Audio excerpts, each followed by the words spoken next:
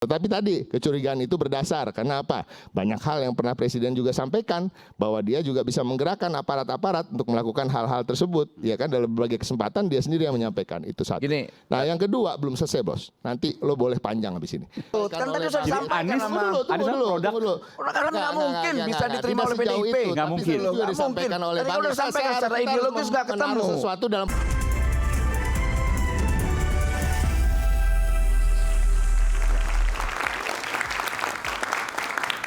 Kembali di Rakyat Bersuara, kalau tadi katakan oleh Bung Noel, Pak Jokowi nggak ada, itu hil mustahil Pak Jokowi cawe-cawe di pilkada.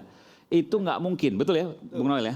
Jadi pilkada itu urusan partai politik, kalau ditanya Pak Jokowi ya nggak tahu. Ya itu emang domainnya partai politik, karena partai politik peserta dalam proses pilkada. Mana ada presiden, dalam undang-undang pemilu mana ada presiden sebagai peserta, yang ada partai politik. Dan presiden nggak bisa ngapa-ngapain. Lah nggak mungkin, apalagi dengan waktu yang cuman sisa 1 bulan 2 bulan ini. Menuju 20 Ngapain Oktober. lagi sih? Gitu, makanya saya anggap tujuan-tujuan yang keji ini sudah dihentikan lah. Kita Tudingan sudah- keji ya namanya. Tudingan keji. Termasuk PDIP misalnya Ono Surono Nah, itu Surono menurut mengatakan saya bahwa ini juga Mulyono and kader the gang. partai Sandiaga Uno. menyampaikan tuduhan-tuduhan yang basisnya hoax tanpa data ini kan tidak baik. Gitu kan, kita mau ke depannya ya sudah lah, bangsa ini saling rangkul, saling guyup, nggak usah lagi saling ofensif, nyerang sana nyerang sini, tidak berbasis data. Ya dulu kawan saya juga teriak-teriak soal Samsul dulu, ya kan? Siapa tuh? Ya teman saya nggak mau sebutin namanya. Maksudnya apa? Yang maksudnya ya sekarang, Samsul maksudnya kan Mas Gibran waktu itu kan? iya Mas Gibran kan. Maksudnya apa? Terakhir teman saya tuh yang kurang ajar tuh. Sinton, ingat kan? Sinton. Oh Mas Sinton, Ah. oke. Nah dia tuh yang teriak-teriak begitu. Lantas hari ini ada Ono Surono lagi kan, makin aduh saya bilang kacau. Ini partai kader loh, partai kader, partai besar. Sebetulnya tidak basisnya hoax, tapi basisnya gagasan. Maksudnya Nah, itu kita PDIP? ya iya, ya kan dari PDIP. Tapi saya tidak mau ini menyerang PDIP. Tapi saya ingin mengkritik kader yang tidak sepatutnya menyampaikan sesuatu di depan umum tidak berbasis ideologis. Gitu loh. Bahkan katanya katakan nggak sepatutnya PDIP menyampaikan hoax, karena katakan itu. Iya. Gitu, walaupun dia tidak langsung menyerang Jokowi, dia pakai kata-kata Mulyono. Anda yakin itu yang apa disampaikan oleh PDIP adalah berita yang salah dan itu hoax? Hoax, sangat hoax. Sangat hoax. Saya berani disumpah Mau bahala. Om Ges dengan keyakinan saya tadi, gitu. Bahwa itu adalah hoax. Hoax, Bahwa 100%. Mulyono itu kan nama kecil Pak Jokowi. Iya. Yang berada di balik kegagalan PDIP mengusung Anies Baswedan. Iya. Kegagalan Anies Baswedan dan lain sebagainya. Itu sangat hoax menurut Emmanuel Ebenezer. Lah bukan hoax lagi, emang nggak ada datanya kok. Oke. Gitu. Bung Jiko ada mau membantah atau mengiyakan? Bahkan gini, kita harusnya harus melihat, tunggu lu udah ngomong udah panjang. sabar. Iya, silakan Bung Jiko. Ini jadi kalau kita bicara soal ini, kita kan nggak bisa juga fokus hanya bicara soal pilkada kali ini. Kita harus bicara soal pilpres. Kita harus bicara sepanjang tahun bagaimana banyak hal yang terjadi yang memang disinyalir ada cawe-cawe presiden di situ yang dilakukan di luar atau ekstra undang-undang ya. Tadi kan apa yang disampaikan oleh Noel itu idealnya memang begitu.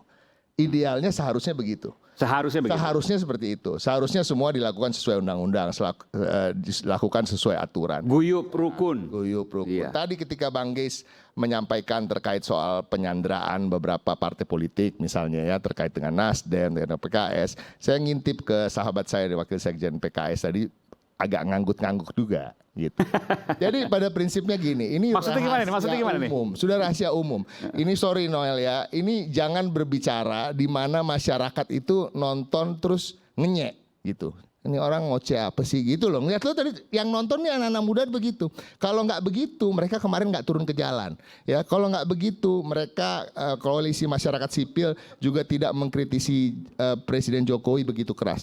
Which is itu harus dihargai. Kritik-kritik itu jangan semua kritik yang keras, kritik yang memang sebenarnya ingin memperbaiki keadaan bangsa kita, meluruskan kembali demokrasi supaya demokrasi kita menjadi sehat, dianggap hoax. Jangan semuanya dianggap hoax, dan tidak harus juga semuanya harus bisa dibuktikan secara hukum. Karena memang kita tahu operasi-operasi ini dilakukan oleh orang-orang yang memang melakukannya supaya tidak bisa dibuktikan, kan gitu ya. Ini artinya ini kan high politics, ada kekuasaan yang memang memegang begitu banyak kekuasaan. Jadi kalau dicari buktinya memegang kekuasaan terhadap intelijen, terhadap aparatur negara. Dan ini beberapa kali Presiden Jokowi juga pernah menyampaikan bahwa saya tahu isinya partai, saya akan pegang orang intelijen, ya kan. Saya akan apa istilahnya, bukan gebuk ya. Kalau gebuk kan zaman Soeharto ya, terlalu kasar. Dia bilang apalah gitu waktu itu. Saya kerjain lah gitu, kasarnya gitu ya. Ada masukan-masukan dari kejaksaan dan lain-lain. Ini artinya dalam berbagai kesempatan, entah keceplosan atau entah nadanya mengancam, Presiden juga sering menyampaikan. Dan kita nggak bisa juga bilang, oh berarti yang ini, detail yang ini dia melakukan ini. Enggak. Tapi karena dia pernah menyampaikan itu juga, kecurigaan itu pantas. Ya, nah tapi kita mau bicara soal terkait dengan pencalonan Anies Baswedan ya. Tadi nggak hoax, Saya itu ingin- tudingannya seriusnya. PDIP menyampaikan Soal hoax hoax. apa enggak, yang menyampaikan kan Ono yang lebih tahu mungkin. Saya tidak terlibat dalam soal pencalonan Mas Anies. Ya proses itu saya tidak terlibat secara langsung. Tapi Anda meyakini apa yang disampaikan benar? Nah, seperti saya sampaikan, kecurigaan itu wajar. Ada kecurigaan seperti itu karena tadi ada cerita-cerita yang saya sampaikan tadi. Ya itu satu. Kalau kita bicara soal pencalonan Mas Anies ya, kami dari PDI Perjuangan khususnya saya juga ingin menjelaskan bahwa jangan sampai juga ada pikiran bahwa PDI Perjuangan meninggalkan Anies Baswedan. Satu hal. Sampai hari ini tidak ada itu. Tunggu dulu. Karena apa? Karena kita memang tidak pernah bersama Pak Anies. Oke. Kita bukan pernah menjadi pendukung beliau. Kita bukan orang yang mendukung beliau di Pilgub, bukan mendukung beliau di Pilpres, bukan kemudian di proses Pilgub melakukan deklarasi mendukung seperti PKS, sempat dipanggil Nasdem, kan ke DPP maupun PKB. waktu Iya kan? deklarasi? Tunggu dulu. Tapi kan gini, kegagalan Mas Anies di akhir ketika tinggal partainya PDI Perjuangan sudah bisa diduga oleh orang-orang sebelumnya. Satu, mungkin terkait dengan memang historinya bahwa kita belum pernah bersama ya Bang Yes ya. Ini kita ngomong apa adanya aja. Yang kedua, mungkin terkait ideologi, terkait juga pasar siapa saja pendukungnya Pak Anies yang mungkin berbeda dengan basis pendukung dari PD Perjuangan. Ini jujur aja, that's what happened. Jadi kalau dibilang ada yang ninggalin, ya mohon maaf Bang ya, yang ninggalin ya PKS, Nasdem dan PKB gitu. PKS nggak ninggalin. Ninggalin gak ninggalin Ya tergantung apapun itulah, perspektifnya, ya, apapun itu. Jadi memang pada akhirnya PDI Perjuangan menjadi pilihan terakhir karena memang tinggal satu-satunya partai. Tapi bukan berarti juga kami tidak berusaha untuk bagaimana caranya, apakah mungkin kita mendukung Pak Anies Baswedan. Namun dari perjalanannya tadi ya mungkin ada cawe-cawe dari kekuasaan yang disampaikan Kang Ono, mungkin ada benarnya. Tapi kalau mau dikonfirmasi ulang lebih baik dengan yang bersangkutan. Tetapi tadi kecurigaan itu berdasar karena apa? Banyak hal yang pernah Presiden juga sampaikan bahwa dia juga bisa menggerakkan aparat-aparat untuk melakukan hal-hal tersebut. Ya kan dalam berbagai kesempatan dia sendiri yang menyampaikan. Itu satu. Gini. Nah yang kedua belum selesai bos. Nanti lo boleh panjang habis ini. Nah Enggak. pada akhirnya ya kalau kita bicara soal tadi apakah ada partai yang tidak tersandra kekuasaan? Ya. Itu kan sebuah pertanyaan ya. Emang ada partai yang tidak tersandra kekuasaan? Kita nggak gitu bisa ya? juga mengatakan bahwa itu dia menunjuk ke semua partai bahwa itu tersandra kekuasaan. Tapi pada prinsipnya gini, mungkin tidak tersandra kekuasaan. Ada mungkin yang tersandra dengan kasus, kita harus jujur Oke, satu. bahwa itu kenyataan. Partai tersandra kasus itu satu. kenyataan politiknya Baik. begitu ya. Yang Kedua. kedua, mungkin tersandra dengan keinginan untuk berkuasa. Itu bisa juga. Artinya apa? Dalam keinginan untuk berkuasa ada negosiasi-negosiasi yang harus Misalnya takut kehilangan ketua DPR dari Undang-Undang MD3. saya tidak mengatakan itu. Nggak, saya mau nanya makanya.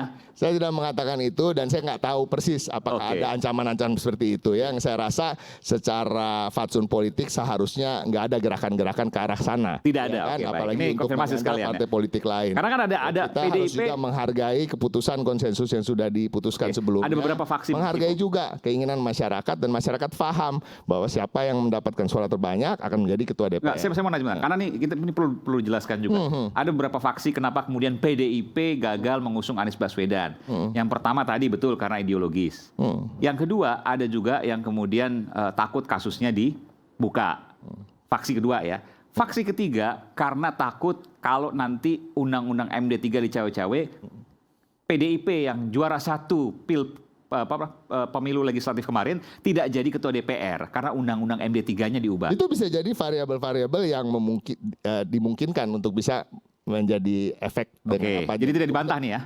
Bisa saja. Saya tidak bisa mengatakan tidak, bisa saja ya kan. Tapi kan hitungan-hitungan itu panjang. Kalau dalam politik itu banyak sekali perhitungan-perhitungan. Ya, tapi kalau kita bicara soal pencalonan, kita selalu mengutamakan bagaimana kader untuk maju. Ini juga yang harus dibicarakan, ya kan? Jadi jangan juga punya kecurigaan yang berlebih terhadap PDI Perjuangan karena putusan MK ini membuat senang kita pengurus, khususnya Ibu Megawati Soekarno Putri yang sudah track recordnya jelas terbukti dalam beberapa pilkada, dalam beberapa pemilu sebelum ini selalu mengutamakan kader, bahkan kader-kader yang surveinya rendah seperti Ganjar Pranowo ketika memenangkan pilkada di Jawa Tengah, surveinya itu di awal 8%. Periode pertama ya? Periode pertama, ya kan? Kang TB Hasanuddin yang surveinya sangat rendah, walaupun akhirnya kalah gitu. Tapi kan buat Ibu dan buat kami di PDI Perjuangan sebagai partai kader, begitu juga mungkin PKS ya.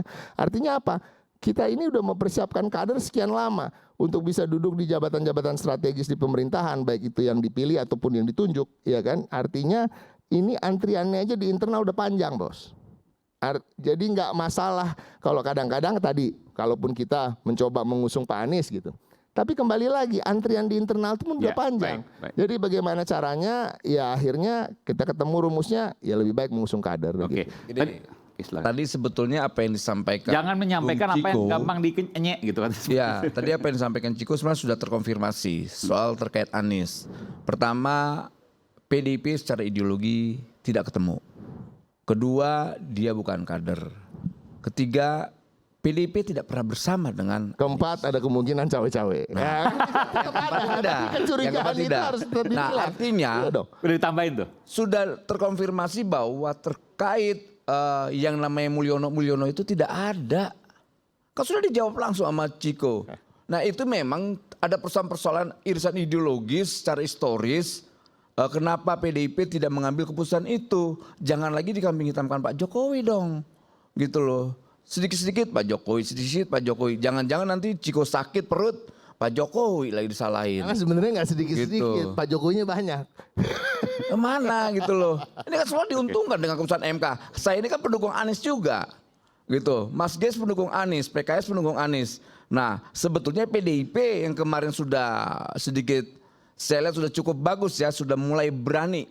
Anies ini kan produk haram yang nggak bisa diterima oleh komunitas PDIP. Nah, itu nggak bisa. Nah, itu enggak. Ini sejarah enggak. Tidak sepenuhnya benar, karena benar. Tapi faktanya itu kan tadi sudah disampaikan sama. Anies produk Karena nggak mungkin bisa diterima oleh PDIP. Nggak mungkin. Juga disampaikan oleh Tadi Bang. udah sampaikan secara ideologis nggak ketemu. Sesuatu dalam proporsinya. Secara ideologis nggak ketemu. Satu dulu.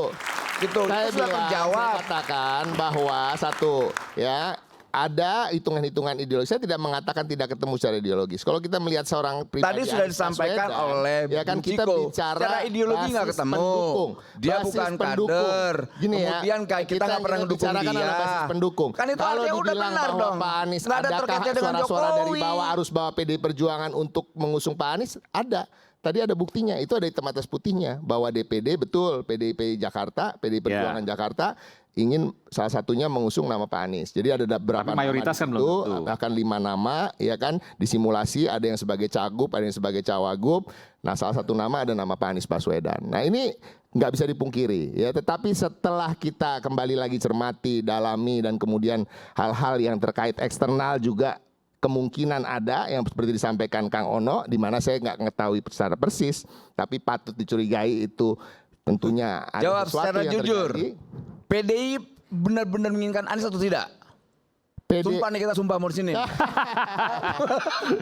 PDI Perjuangan itu bukan partai sumpah-sumpahan. Jadi pada prinsipnya gini, Nggak, ikutin Bung Gis. kita mempertimbangkan dan memang ada proses-proses yang sudah dilalui Oke, oleh Pak Anies, baik. dan Bang Gis itu tahu Ya lah intinya bahwa proses-proses itu. tidak ada lah. Pak Erick kemudian kesimpulannya tidak Artinya jadi bukan musuh. Presiden Jokowi. Jokowi tidak intervensi persoalan itu. Itu persoalan internalnya PDIP. Lo pasti satu hal, ya tuh, pasti artinya pada tidak, kan? akhirnya pada akhirnya pasti keputusan itu adalah keputusan partai dan keputusan Ibu Megawati Soekarno Putri. Nah, dan itu. ada satu satu hal lagi, kalaupun memang ada cawe-cawe itu dan memang ada sebenarnya, saya nggak bisa Berapa sampaikan persen? di sini.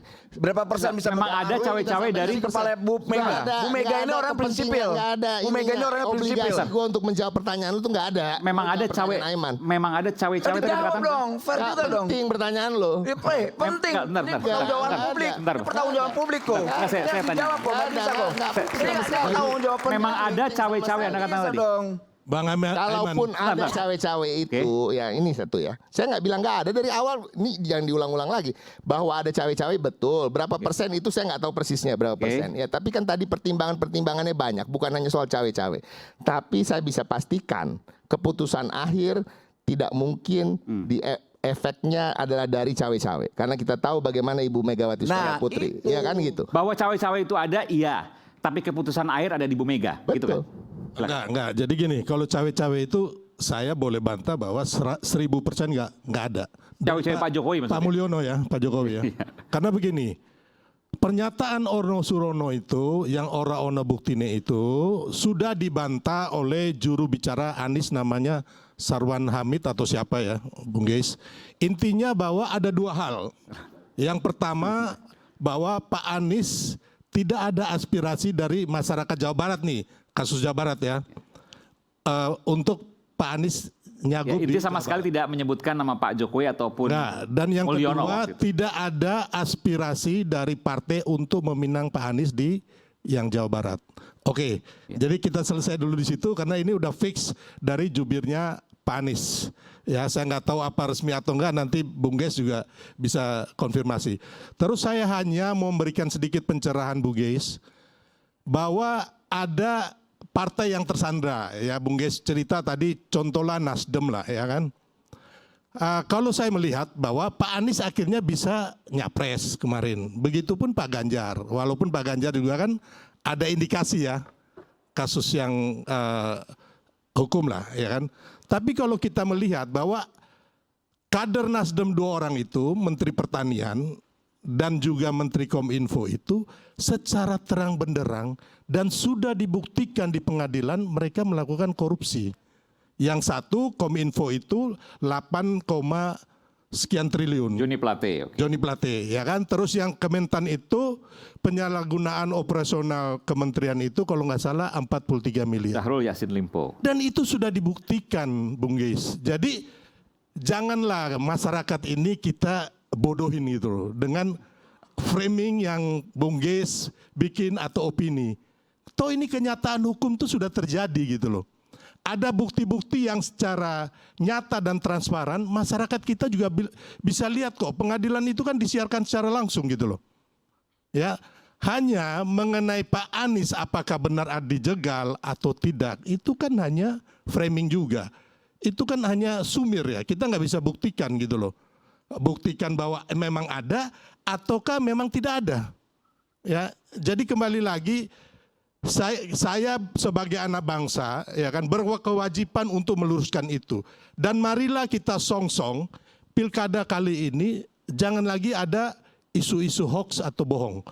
Mari kita pilih atau pemimpin yang akan maju nanti ini yang menyajikan gagasan serta visi misi yang baik untuk bangsa kita. Oke. Intinya itu. Baik. Siap. Oke. Kita dengan logika ya, sederhana saja. Ketika Kang Ridwan Kamil digadang-gadang untuk ke Jakarta, saya katakan bahwa operasi jahat terhadap Anies berarti sudah selesai. Karena public call Ridwan Kamil adanya di Jabar bukan di Jakarta. Dan kita juga sudah dengar apa yang diinginkan Ridwan Kamil kalau dia maju ke Jakarta, itu kan? Itu satu. Yang kedua, dia katakan bahwa tidak ada penjagalan. Memanggil Anies ke KPK dalam kasus yang dibuat-buat itu apa kalau bukan penjagalan? Itu fakta. Anies dipanggil ke KPK. Dan kasusnya tidak ada. Kedua, Caimin itu udah 12 tahun yang lalu dipanggil lagi soal kasus Kardus Durian. Kardus Durian. Itu setelah Caimin dideklarasikan menjadi cawapresnya Anies. Itu juga fakta. Jadi jangan menghilangkan sesuatu yang ada karena ingin membuat seolah-olah ini baik-baik saja. Enggak, ini kita tidak baik-baik saja. Bahkan kepada Noel, saya kira kekritisan Anda ketika belum sidang MK ya, Anda rela 12 partai melawan 12 partai melawan calon independen yang tidak lolos verifikasi lalu diverifikasi lolos. Anda rela dengan 2 calon jadinya. Kan pada saat sebelum putusan MK PDIP juga nggak bisa maju secara demokratis. Bisa Anda terima itu? Apakah 12 partai bergabung itu bukan operasi jahat secara demokrasi? Apakah itu tidak membegal aspirasi kita? Jadi kalau Anda katakan bahwa itu nggak ada masalah, baik-baik saja, itu fakta. Kemudian berubah karena ada putusan MK. Tanpa putusan MK selesai, kita udah semua. Nggak jalan aspirasi kita, dibegal. Bahkan setelah putusan MK pun masih mau dirubah dengan revisi undang-undang pilkada. Yang Menteri Kemenkumhamnya dipanggil presiden baginya. Itu juga terdengar oleh kita semua. Lalu anda semua kita ini mau dianggap bodoh, nggak ngerti apa-apa tentang permainan di atas.